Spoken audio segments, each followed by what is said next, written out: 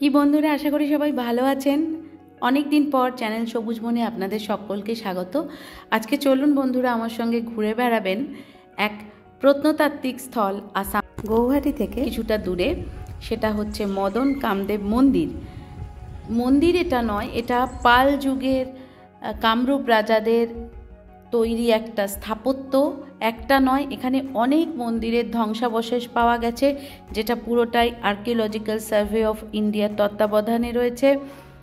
তো সেটার গায়ে খাজুরাহোর মতো কিছু নিদর্শন পাওয়া গেছে। এটাকে মিনি খাজুরাহো বলা হয় আসামের।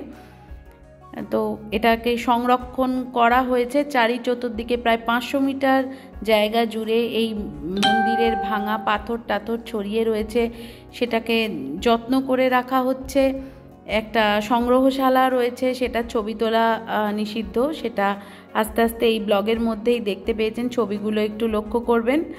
আর এটা হচ্ছে একটা বাগান, পুরো গার্ডেন মতো করা, কিন্তু তার মধ্যে সেই মন্দিরের বিভিন্ন পাথর, প্রায় 40টা মন্দির অনুমান করা হচ্ছে এখানে রয়েছে। তো সারা দিনের জন্য এটা একটা ভালো ট্রিপ। বন্ধুরা, পাবলিক ট্রান্সপোর্টে আপনারা গৌহাটির যে কোনো জায়গা থেকে চলে আসুন জালুকবাড়ি। সেখান থেকে আপনারা ম্যাজিক গাড়ি বা বাসে করে পৌঁছে যান বাইহাটা চারিয়ালি। সেখান থেকে টোটো নিয়ে পৌঁছে যান সাইটে। তো বন্ধুরা, কেমন লাগলো নিশ্চয়ই জানাবেন।